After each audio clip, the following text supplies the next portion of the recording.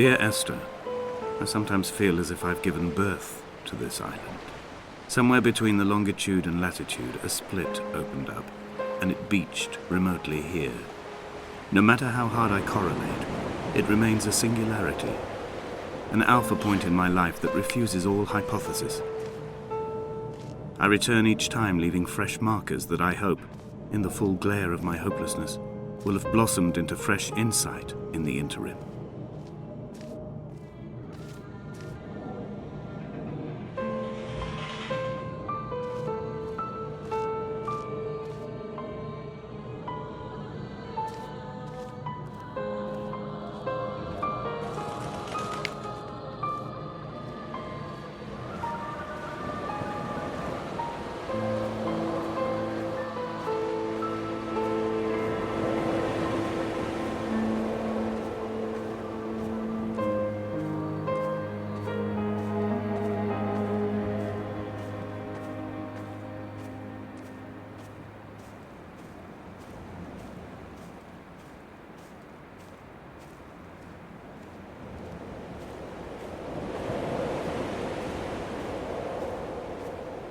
Donnelly reported the legend of the hermit, a holy man who sought solitude in its most pure form. Allegedly, he rode here from the mainland in a boat without a bottom, so all the creatures of the sea could rise at night to converse with him. How disappointed he must have been with their chatter. Perhaps now, when all that haunts the ocean is the rubbish dumped from the tankers, he'd find more peace. They say he threw his arms wide in a valley on the south side, and the cliff opened up to provide him shelter. They say he died of fever 116 years later.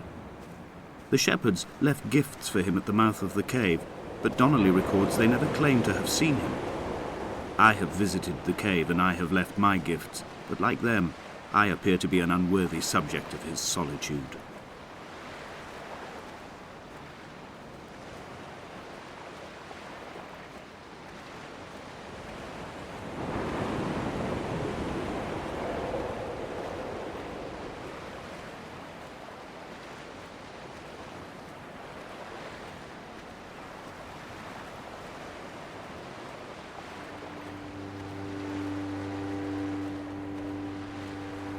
When you were born, your mother told me, a hush fell over the delivery room. A great red birthmark covered the left side of your face. No one knew what to say, so you cried to fill the vacuum. I always admired you for that you cried to fill whatever vacuum you found. I began to manufacture vacuums, just to enable you to deploy your talent. The birthmark faded by the time you were 6, and had gone completely by the time we met, but your fascination with the empty and its cure remained.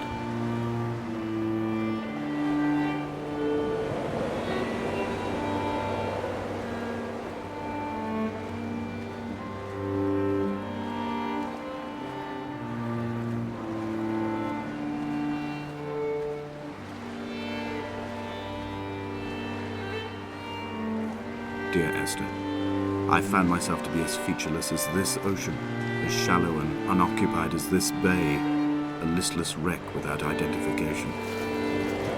My rocks are these bones, and a careful fence to keep the precipice at bay. Shot through me caves, my forehead a mount. This aerial will transmit into me so. All overexposed, the nervous system, where Donnelly's boots and yours and mine still trample. I will carry a torch for you. I will leave it at the foot of my headstone. You will need it for the tunnels that carry me under.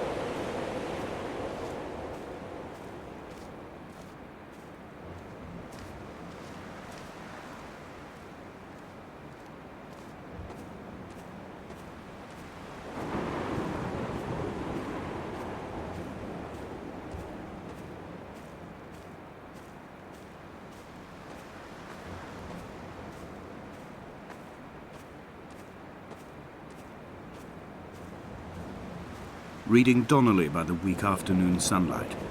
He landed on the south side of the island, followed the path to the bay and climbed the mount. He did not find the caves, and he did not chart the north side. I think this is why his understanding of the island is flawed, incomplete. He stood on the mount and only wondered momentarily how to descend. But then, he didn't have my reasons.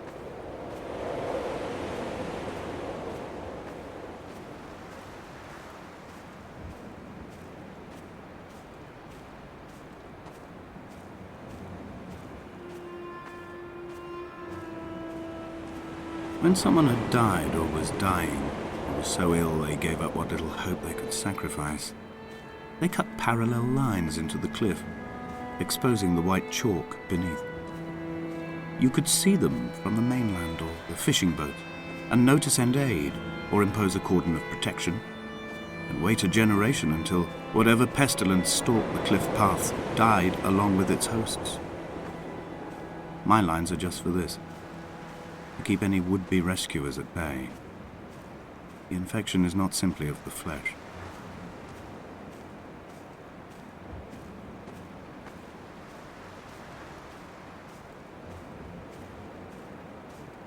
They were God-fearing people, those shepherds. There was no love in the relationship. Donnelly tells me that they had one Bible that was passed around in strict rotation.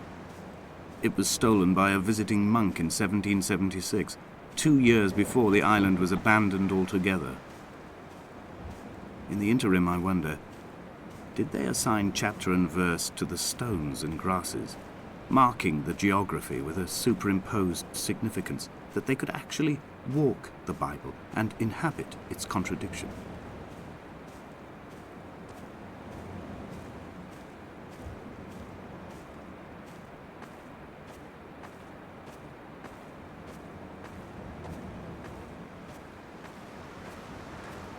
Dear Esther, I met Paul. I made my own little pilgrimage. My Damascus, a small semi-detached on the outskirts of Wolverhampton. We drank coffee in his kitchen and tried to connect to one another. Although he knew I hadn't come in search of an apology, reason or retribution, he still spiraled in panic, thrown high and lucid by his own dented bonnet. Responsibility had made him old. Like us, he'd already passed beyond any conceivable boundary of life. I would leave you presents outside your retreat in this interim space between cliff and beach. I would leave you loaves and fishes, but the fish stocks have been depleted and I've run out of bread. I would row you back to your homeland in a bottomless boat, but I fear we would both be driven mad by the chatter of the sea creatures.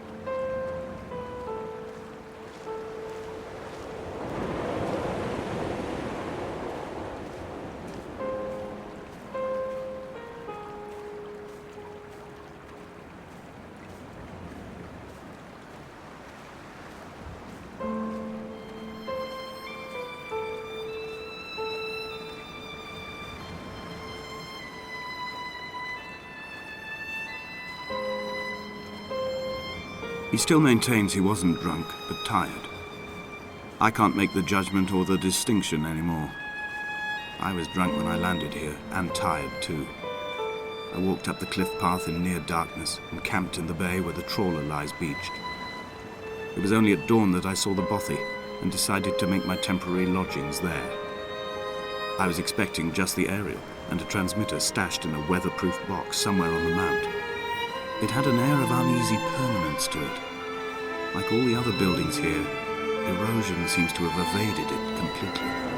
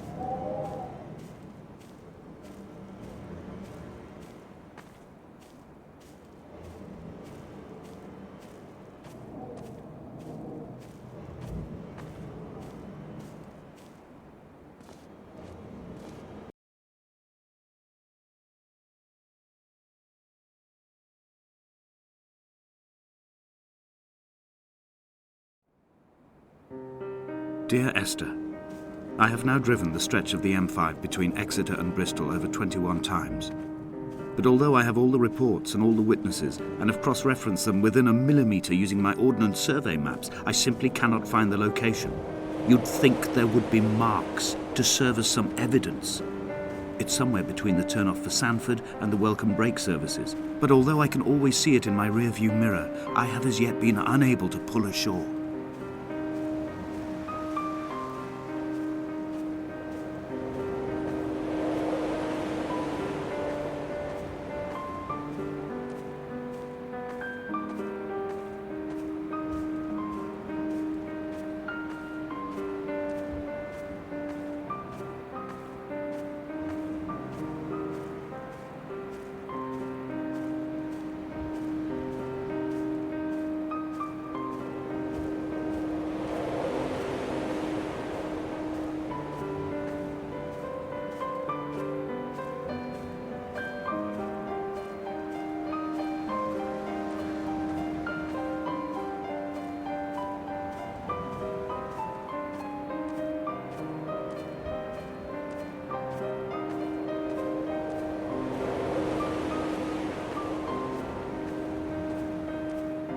I've begun to wonder if Donnelly's voyage here was as prosaic as it was presented.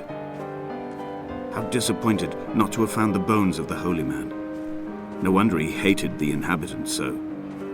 To him they must have seemed like barnacles mindlessly clinging to a mercy seat. Why cling so hard to the rock? Because it is the only thing that stops us from sliding into the ocean, into oblivion.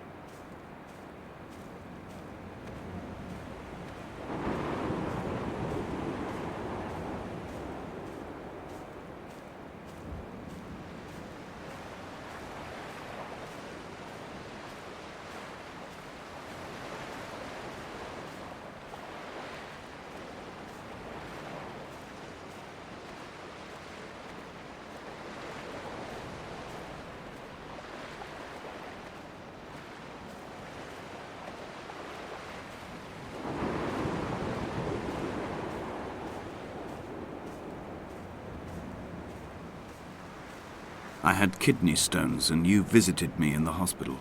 After the operation, when I was still half submerged in anesthetic, your outline and your speech both blurred. Now my stones have grown into an island and made their escape, and you have been rendered opaque by the car of a drunk.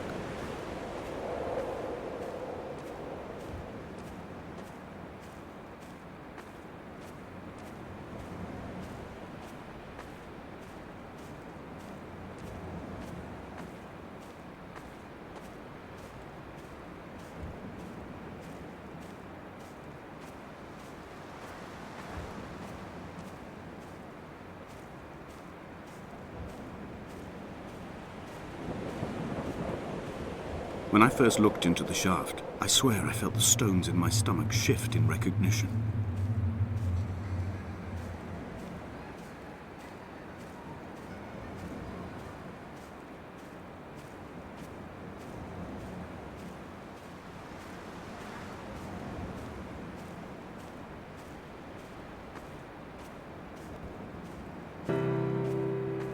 I've begun my ascent on the windless slope of the western side. The setting sun was an inflamed eye squeezing shut against the light shone in by the doctors. My neck is aching through constantly craning my head up to track the light of the aerial. I must look downwards, follow the path under the island to a new beginning.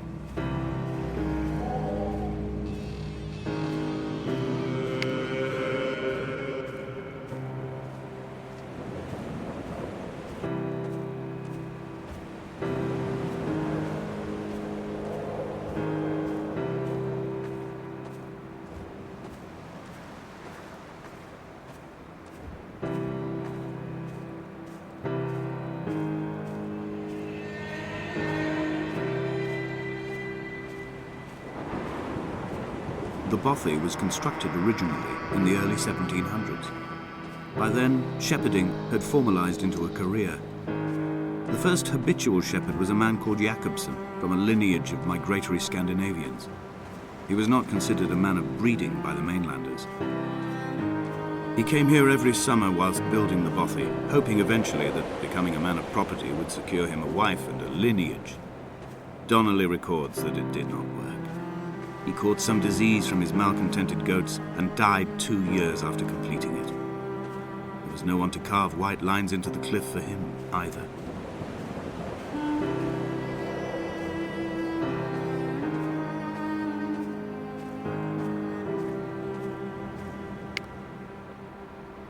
Inventory. A trestle table we spread wallpaper on in our first home. A folding chair. I laughed at you for bringing camping in the lakes. I was uncomfortable later and you laughed then.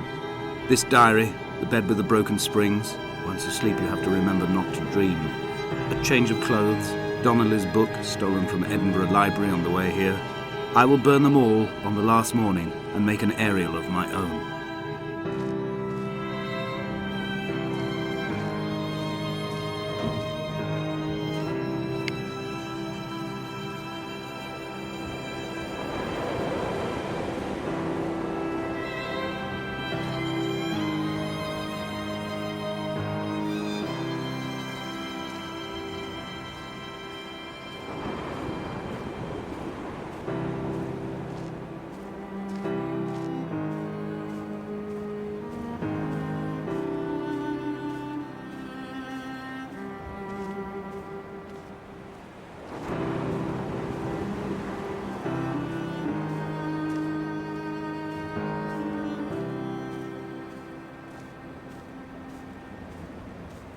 Jakobsen's ribcage, they told Donnelly, was deformed, the result of some birth defect or perhaps a traumatic injury as a child.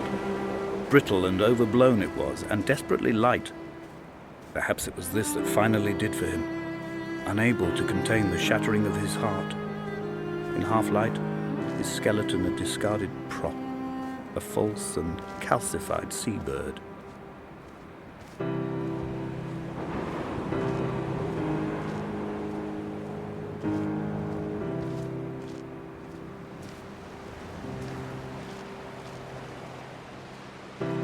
They found Jakobsen in early spring.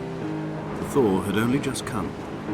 Even though he'd been dead nearly 7 months, His body had been frozen right down to the nerves and had not even begun to decompose. He'd struggled halfway down the cliff path, perhaps looking for some lost goat, or perhaps in a delirium, and expired, curled into a claw right under the winter moon. Even the animals shunned his corpse. The mainlanders thought to bring it home unlucky. Donnelly claims they dragged it to the caves to thaw out and rot, but he is proving an unreliable witness.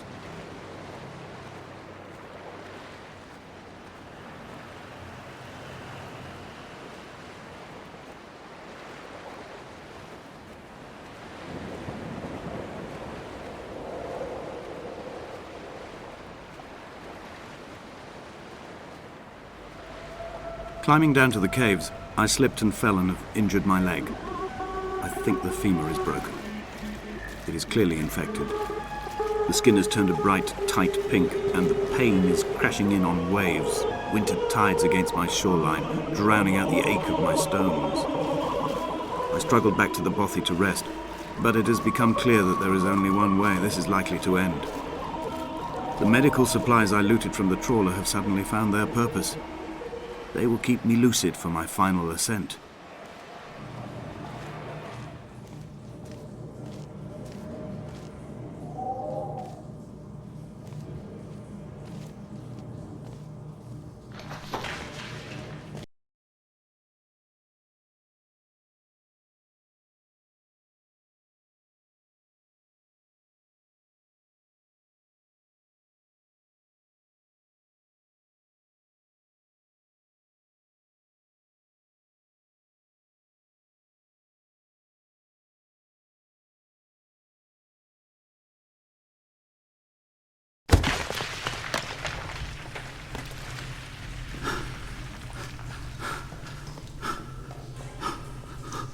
From here, this last time, I have understood there is no turning back. The torch is failing along with my resolve. I can hear the singing of the sea creatures from the passages above me, and they are promising the return of the gulls.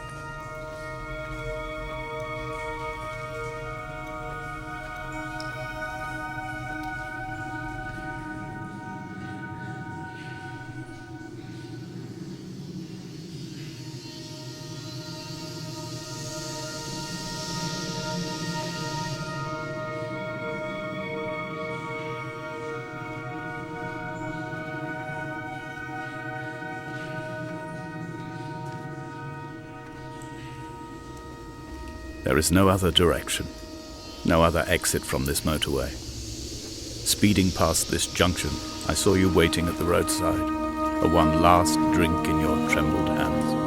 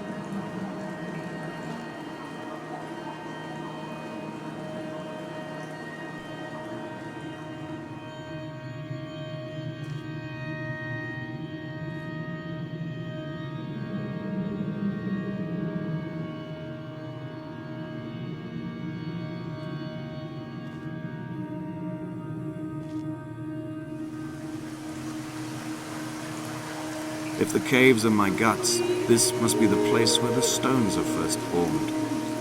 The bacteria phosphoresce and rise, singing through the tunnels. Everything here is bound by the rise and fall, like a tide. Perhaps the whole island is actually underwater.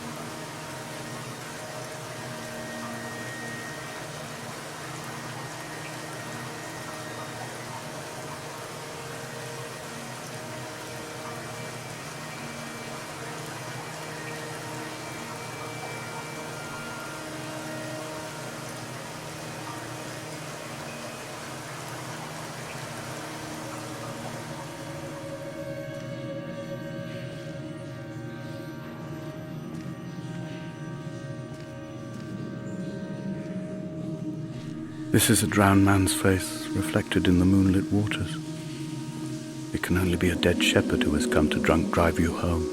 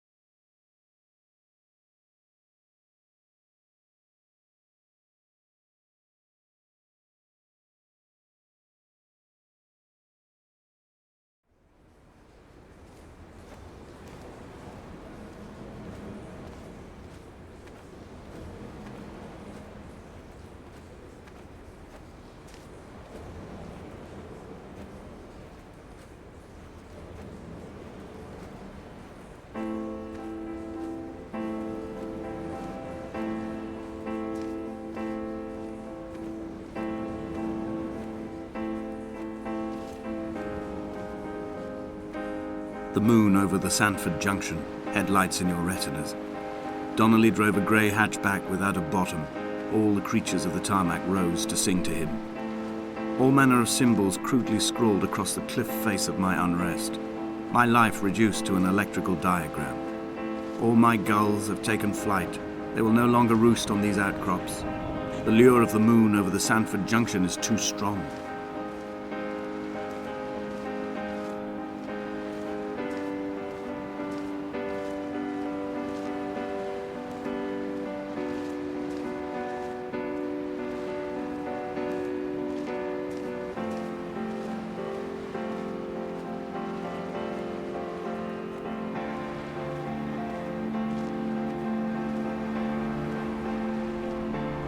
We shall begin to assemble our own version of the North Shore. We will scrawl in dead languages and electrical diagrams and hide them away for future theologians to muse and mumble over. We will send a letter to Esther Donnelly and demand her answer. We will mix the paint with ashes and tarmac and the glow from our infections. We will paint a moon over the Sanford Junction and blue lights falling like stars along the hard shoulder.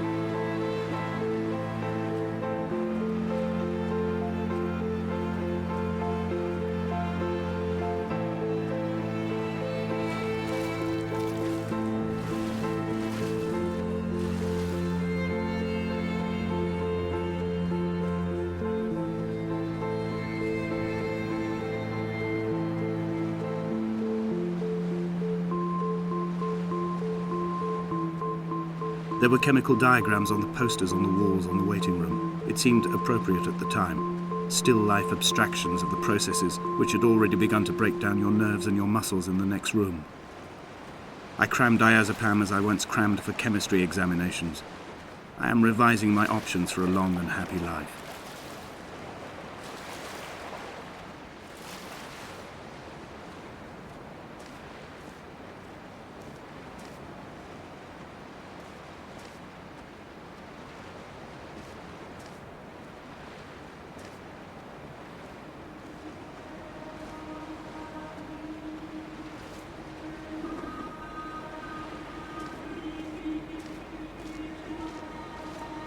From here, I can see my armada.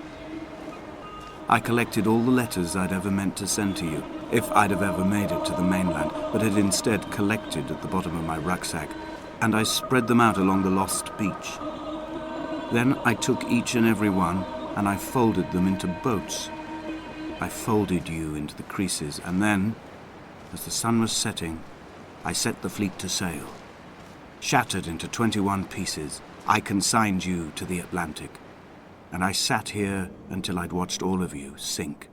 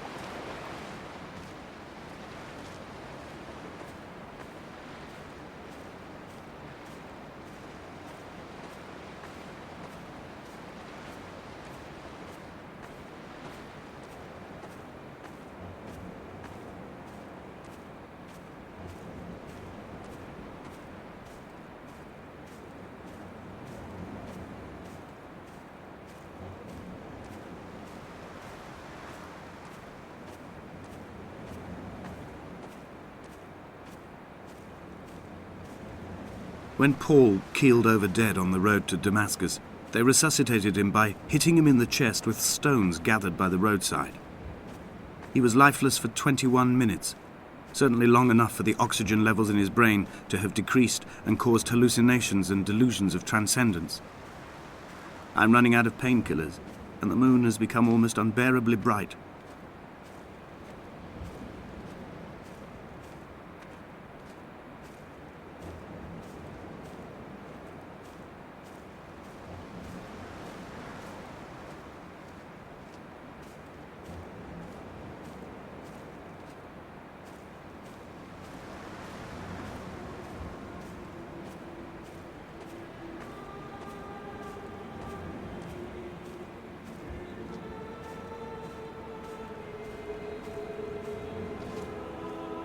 I've begun my voyage in a paper boat without a bottom.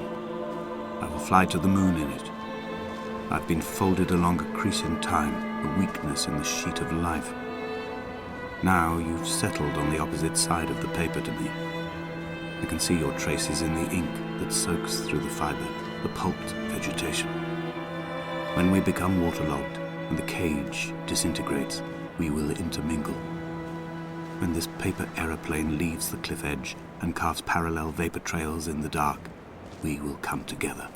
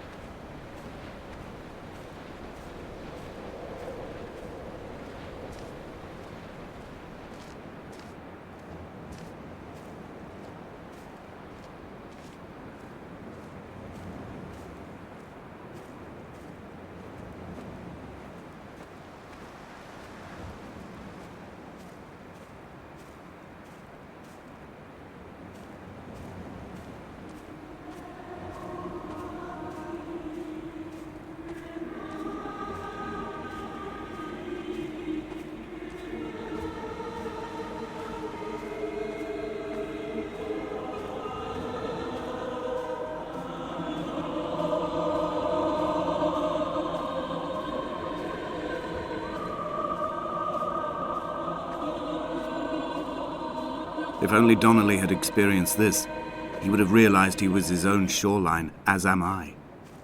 Just as I am becoming this island, so he became his syphilis, retreating into the burning synapses, the stones, the infection.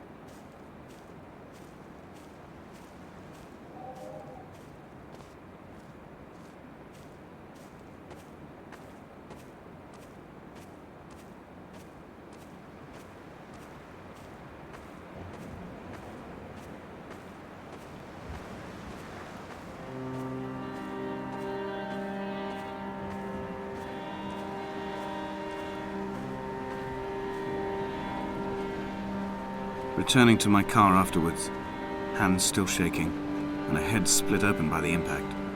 Goodbye to tearful aunts and traumatized uncles. Goodbye to the phenomenal. Goodbye to the tangible. Goodbye Wolverhampton. Goodbye Sanford. Goodbye Cromer.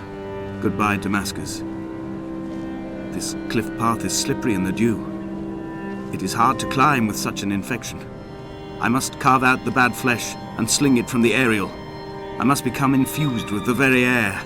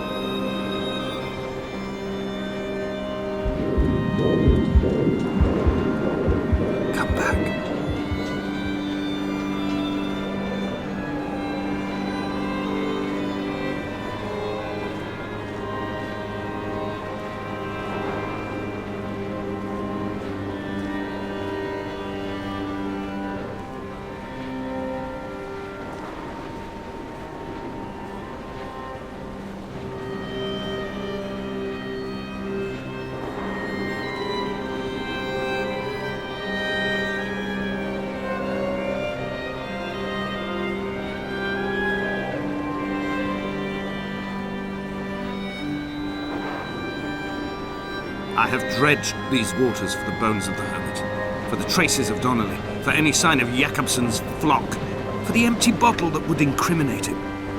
I have scoured this stretch of motorway 21 times, attempting to recreate his trajectory, the point when his heart stopped dead and all he saw was the moon over the Sanford Junction. He was not drunk, Esther. He was not drunk at all, and it was not his fault. It was the converging lines that doomed him. This is not a recorded natural condition. The gulls do not fly so low over the motorway and cause him to swerve.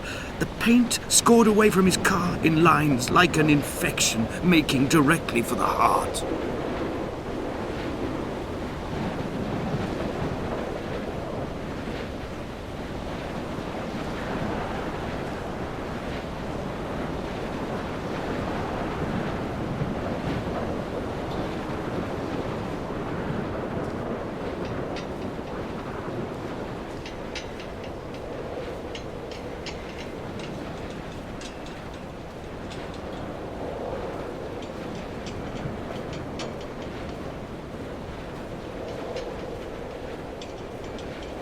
We will leave twin vapor trails in the air, white lines etched into these rocks. Dear Esther, I have burnt my belongings, my books, this death certificate. Mine will be written all across this island. Who was Jakobsen? Who remembers him? Donnelly has written of him, but who was Donnelly? Who remembers him? I have painted, carved, hewn, scored into this space all that I could draw from him. There will be another to these shores to remember me. I will rise from the ocean like an island without bottom, come together like a stone, become an aerial, a beacon, that they will not forget you. We've always been drawn here. One day the gulls will return and nest in our bones and our history. I will look to my left and see Esther Donnelly flying beside me. I will look to my right and see Paul Jakobsen flying beside me. They will leave white lines carved into the air to reach the mainland, where help will be sent.